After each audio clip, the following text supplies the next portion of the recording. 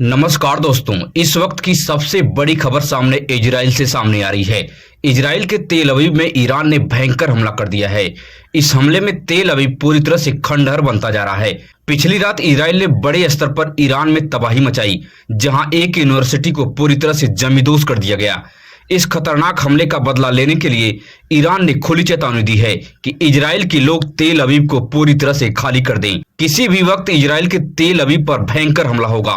इस हमले का मुख्य टारगेट दुर्दांत अपराधी बेंजामिन नेतन्याहू होगा। वह कहीं भी छुपा होगा, इस हमले से बचना उसका नामुमकिन है। इस चेतावनी के बाद इजराइल में पूरी तरह से हड़कंप मच गया है।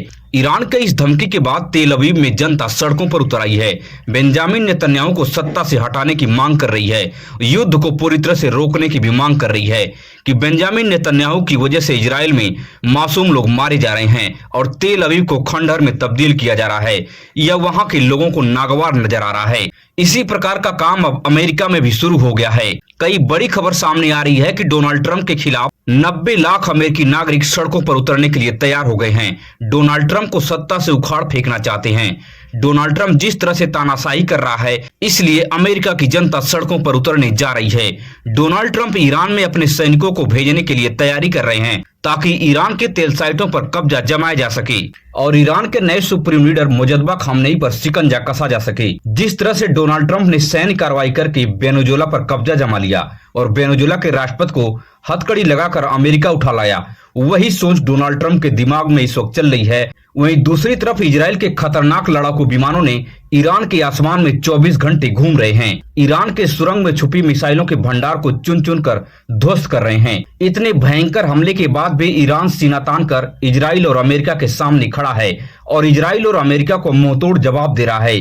बड़े पैमाने पर मिसाइल लॉन्च करके इजराइल में तबाही मचा रहा है और खाड़ी के देशों में मौजूद अमेरिका के सैन्य ठिकानों को भी ध्वस्त कर रहा है। इस वक्त का सबसे पावरफुल क्षेत्र स्टेट ऑफ हार्मुज बन चुका है, जहां ईरान का 60% तक कब्जा पहले था। अब वहां ईरान लगभग 100% कब्जा पा लिया है। पूरी दुनिया में गैस तेल को लेकर अस्थिरता फैला दिया है। आज यह रास्ता ईरान के लिए इतनी महत्वपूर्ण बन गया है कि ईरान के लिए परमाणु बम का काम कर रहा है, जिसे खुलवाने के लिए डोनाल्ड ट्रंप गिड़गिड़ा रहे हैं। इजराइल अब ईरान पे युद्ध में नरमी बरत रहा है। पिछले 10 दिनों से पहले की अपेक्षा बड़े पैमाने पर युद्ध में कमी आ गई है। कम हमले हो रहे हैं। आपको क्या लगता है कि ईरान अमेरिका इजराइल के सामने झुकेगा या बेंजामिन नेतन्याहू की हत्या किए बिना ईरान रुकने वाला नहीं है? अपने राय को कमेंट बॉक्स में साझा जरूर करें। अब इस वक्त की सबसे बड़ी खबर उत्तर प्रदेश से सामने आ रही है। उत्तर प्रदेश के सपा सुप्रीमो अखिलेश यादव ने 2027 विधानसभा चुनाव का बिगुल फूंक दिया है। अखिलेश यादव ने नोएडा के दादरी में आज जबरदस्त महारैली की। अखिलेश यादव के इस रैली में लाखों लोगों की संख्या देखी गई है। इस भयंकर रैली को देखकर योगी आदित्यनाथ को बड़ा झटका लगा है। अखिलेश यादव ने इस रैली से योगी आदित्यनाथ पर सीधा हमला बोला है। अखिलेश यादव ने कहा कि योगी आदित्यनाथ लगातार कहते रहते हैं उत्तर प्रदेश में कि उत्तर प्रदेश से माफिया खत्म हो गए हैं, मगर उत्तर प्रदेश में केवल एक माफिया बचा है जो अपने ऊपर से सभी मुकदमे वापस ले लिया और अपने सहयोगियों का भी मुकदमा वापस ले लिया। इससे बड़ा माफिया उत्तर प्रदेश में कोई हो नहीं सकता। अखिलेश यादव के इस बयान के बाद भारतीय जनता पार्टी में हड़कंप मच गया है। आजकल एक डायलॉग चलता है, बीजेपी वाले लोग एक डायलॉग देते हैं कि उत्तर प्रदेश में कोई माफिया नहीं है, एक भी माफिया नहीं है। याद रखना, जब वो बोलते हैं एक भी माफिया नहीं है, तो वो ये कहते हैं कि एक माफिया है और न केवल अपने मुकदमे वापस लिए हैं, अपने सहयोगियों के भी मुकदमे वापस लिए हैं। इसलिए 9 साल का उनके पास हिसाब किताब नहीं है।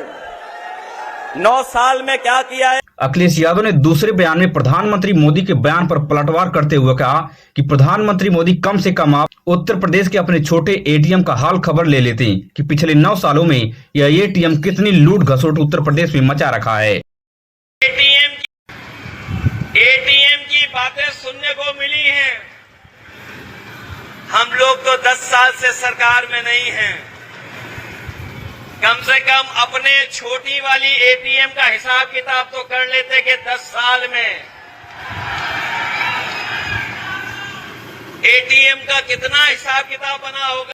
आपको बता दें कि 2012 में समाजवादी पार्टी नोएडा से ही अपनी रैली को शुरुआत की थी और 2012 के विधानसभा चुनाव में समाजवादी पार्टी की प्रचंड जीत हुई थी। इस बार भी समाजवादी पार्टी पश्चिमी उत्तर प्रदेश में जाट गुर्जर बाहुल क्षेत्र से जन आक्रोश भाईचारा रैली को संबोधित करके यह बता दिया है कि 2012 का दिन वापस आने वाला है। इसका परिणाम तो 2027 के विधानसभा चुनाव के बाद देखा जाएगा कि आखिर अखिलेश यादव क्या कमाल कर पाते हैं। मगर दादरी की इस रैली में जबरदस्त नौजवानों और महिलाओं का जोश देखा गया है। अखिलेश यादव की इस रैली को देखकर भारतीय जनता पार्टी की नींद उड़ गई है। अखिलेश यादव ने साफ शब्दों में कहा कि भाजपा को जिस प्रकार से हम 2024 के लोकसभा चुनाव में हराए थे, उससे भी करारी हार हम 2027 के विधानसभा चुनाव में भारतीय जनता पार्टी को देने जा रहे हैं।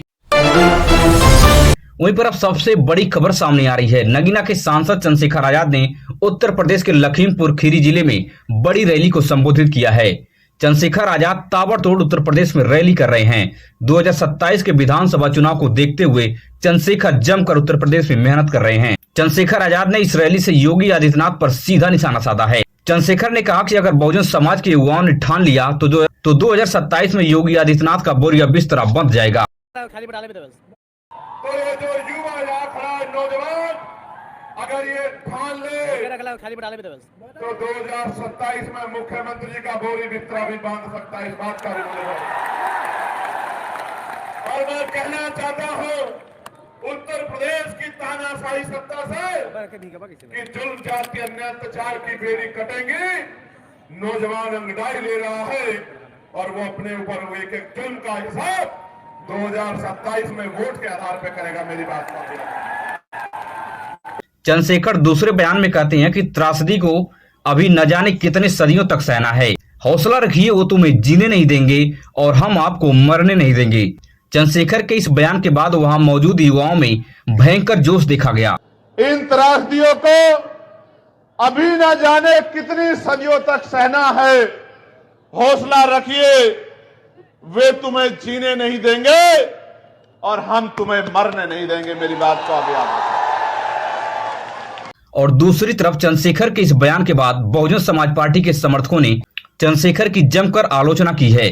बहुजन समाज पार्टी के कार्यकर्ताओं का कहना है कि चंद्रशेखर इस प्रकार का बयान देकर जाटो समाज के मासूम युवाओं को उकसाते रहते हैं। ऐसी कई घटनाएं देखी गई हैं जहां जाटो समाज के मासूम युवाओं के ऊपर मुकदमा दर्ज हुए हैं, उन्हें जेल जाना पड़ा है, उन्हें चंद्रशेखर पीछे छोड़ देते हैं। बहुजन समाज पार्टी के कार्यकर्ता यहीं तक नहीं रुके। उनका कहना है कि चंद्रशेखर बीजेपी के द्वारा प्लांट किए गए हैं।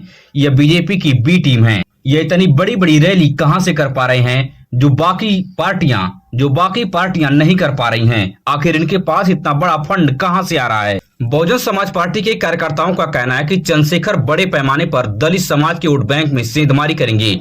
यह सेंधमारी करके बहुजन समाज पार्टी को और ज्यादा कमजोर करने का काम करेंगे और भारतीय जनता पार्टी की यही स्ट्रेटेजी भी है। आपको क्या लगता है कि चंद्रशेखर 2027 के विधानसभा चुनाव में कुछ कमाल कर पाएंगे या केवल दलित समाज के वोट बैंक में बड़े पैमाने पर सेंधमारी करके बहुजन समाज पार्टी को और नीचे लेके आएंगे? अपनी राय को कमेंट बॉक्स में साझा जरूर करें। अगर आप भी देश और दुनिया से बड़ी खबरें देखने में दिलचस्पी रखते हैं तो हमारे इस चैनल को सब्सक्राइब कीजिए, वीडियो अपने दोस्तों रिश्तेदारों तक शेयर कीजिए। मिलेंगे इस तरह से नई वीडियो में नई सूचना के साथ। धन्यवाद।